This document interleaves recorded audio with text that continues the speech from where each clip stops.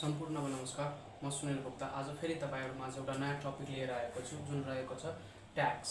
ट्याक्सलाई हामीले नेपालीमा कर भनिरहेका हुन्छौँ। आजको भिडियोमा म यो मिनिङ अफ ट्याक्स, ट्याक्सको के कस्ता अब्जेक्टिभ्सहरु रहेका छन् र ट्याक्सका के कस्ता प्रिन्सिपलहरु रहेका छन् र विभिन्न प्रकारका त्यो ट्याक्सहरुको बारेमा हामी कुरा गर्नेछौँ। आजको भिडियो यो म्यानेजमेन्ट पढ्ने स्टुडेन्टहरुको लागि अथवा बैंकिङका लागि प्रिपेयर गरिरहेका स्टुडेन्टहरुको लागि आजको भिडियो हेल्पफुल हुन जान्छ। ल सुरुमा हामी बुझौँ meaning of tax. Tax is a compulsory financial charge imposed by a government on individual and legal entities. Tax के एउटा compulsory financial charge हो जुन इम्पोज गरिन्छ को द्वारा, गभर्नमेन्ट द्वारा, को माथि, कुनै एउटा व्यक्तिहरु माथि, इन्डिभिजुअल अथवा लिगल एन्टिटीज कुनै बिजनेस अथवा संघ संस्था माथि एउटा के गरिन्छ, इम्पोज गरिन्छ, फाइनान्शियल चार्ज हो। It is calculated and paid based on the law of country. यो कसरी क्याल्कुलेटेड गरेको हुन्छ र के कति तिर्नु पर्छ भन्ने कुरा जुन कन्ट्रीको लमा डिपेन्ड पर्छ र यो ट्याक्स तिर्नु भनेको एउटा कुनै पनि सिटिजनको रेस्पोन्सिबिलिटी पनि हो र यो एउटा कम्पलसरी पेमेन्ट हो। यो तिर्नै पर्ने हुन्छ।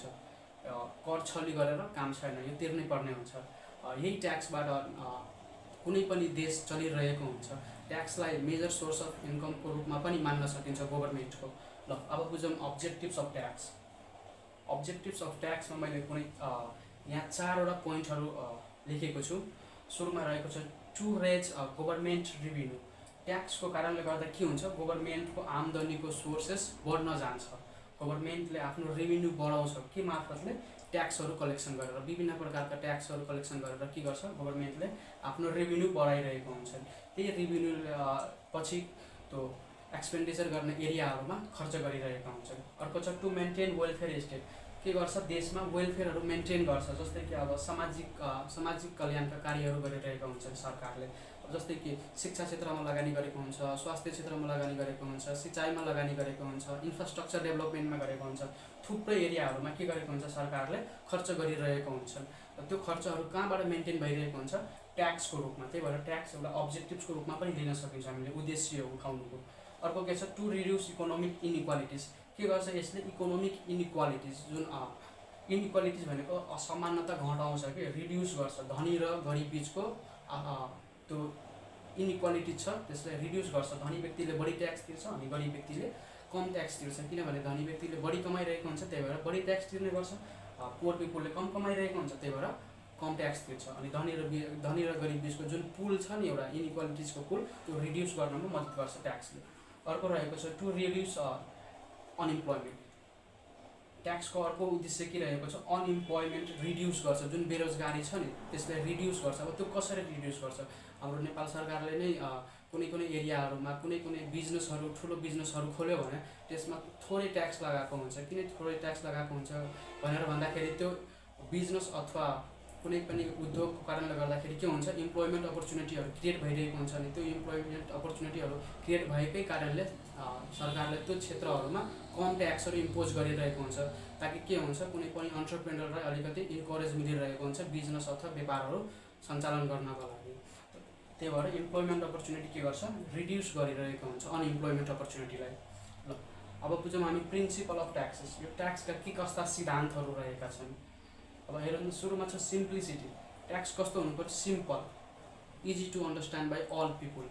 के हुनुपर्यो, प्रत्येक पिपुलले सिम्पल बुझ्नु पर्यो। आफैले पनि क्याल्कुलेट गर्न सकिन्छ कि म कति ट्याक्स तिर्नु पर्ने हो भनेर।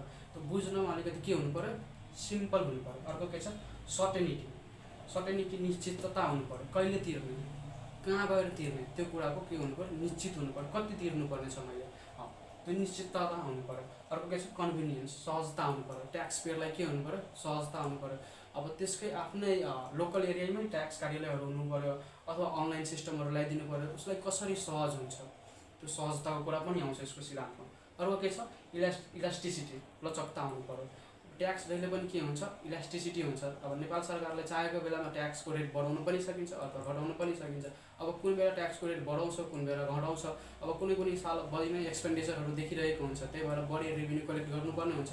त्यही भएर कुनै सेक्टरहरुमा जस्तै अल्कोहलहरुमा, टबाकोहरुमा ट्याक्सको रेटहरु प्राय प्रत्येक साल हेर्ने हो भने बढाकै हुन्छ। ट्याक्स रेटहरु के गर्न सकिन्छ, बढाएको हुन्छ। अनि कुनै क्षेत्रहरुमा कुनै प्रोडक्टहरुमा ट्याक्स रेटहरु घटाइरहेको हुन्छ। र ट्याक्सको एउटा के हो प्रिन्सिपल, इलास्टिसिटी हुनुपर्यो। चाहेको बेला घटाउन पनि सकिन्छ, चाहेको बेला बढाउन पनि सकिन्छ। इलास्टिसिटी अब बुझौँ हामी टाइप्स अफ ट्याक्स। अब टाइप्स अफ ट्याक्समा मैले यहाँ 5 प्रकारको ट्याक्सहरू लिएको छु, जसमा रहेको छ डाइरेक्ट ट्याक्स। यो डाइरेक्ट ट्याक्स भनेको यस्तो ट्याक्सहरू कुनै पनि व्यक्ति अथवा संस्थामा लगाइन्छ र त्यही व्यक्ति र त्यही संस्थाले त्यो ट्याक्स तिर्नुपर्ने हुन्छ। उसको जुन ट्याक्सको बर्डन छ नि, त्यो बर्डन अरूमाथि सिफ्ट गर्न पाइँदैन, त्यो ट्याक्स स्वयं आफैले तिर्नुपर्ने हुन्छ।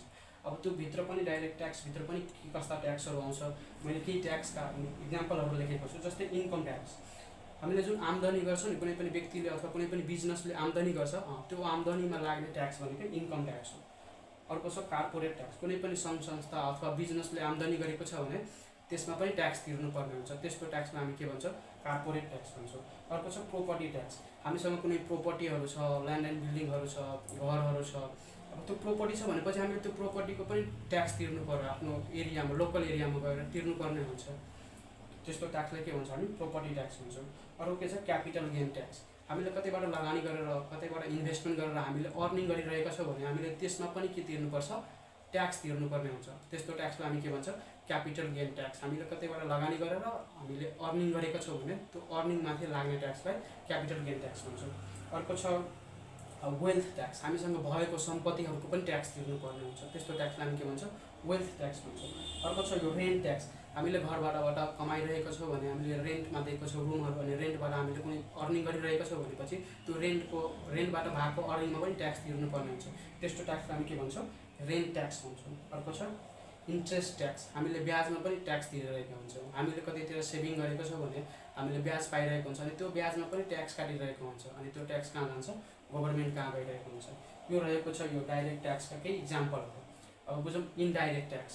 इनडाइरेक्ट ट्याक्स भनेको यस्तो ट्याक्स हो जसको जुन लाइबिलिटिज अथवा बर्डन एउटा मान्छेमा लगाइन्छ तर त्यो के हुन्छ, सिफ्ट भएर जान्छ, लगाइन्छ को मान्छेमा तर तिरिन्छ अर्कै मान्छेले, एउटा मान्छेमा लगाइन्छ तर अर्कै मान्छेले तिर्नुपर्ने हुन्छ, त्यस्तो ट्याक्सले के भन्छ, इनडाइरेक्ट ट्याक्स, अप्रत्यक्ष कर भन्छ। म यो तपाईँहरूलाई बुझाउँछु यो कसरी त्यो सिफ्ट भइरहेको हुन्छ।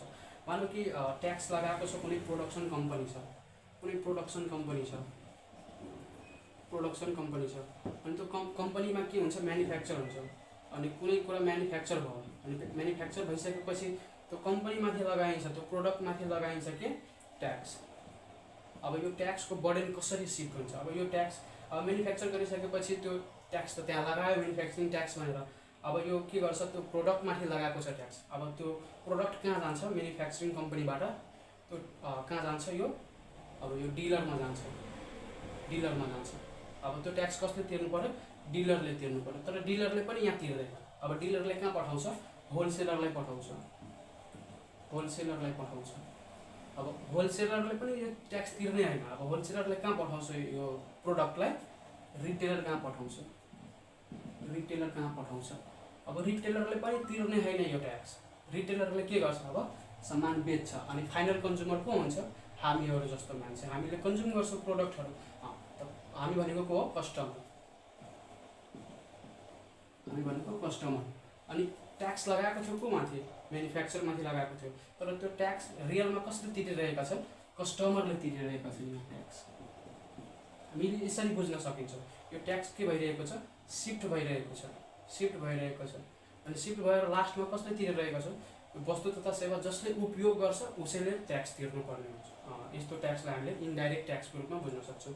हामीले अब इनडाइरेक्ट ट्याक्समा पनि मैले केही इक्जाम्पलहरू राखेको छु, जस्तै value added tax and goods and services tax. Value added ट्याक्सलाई हामीले भ्याट भनिरहेका हुन्छौँ, गुड्स एन्ड सर्भिसेस ट्याक्सलाई हामीले जिएसटी भनिरहेका हुन्छौँ।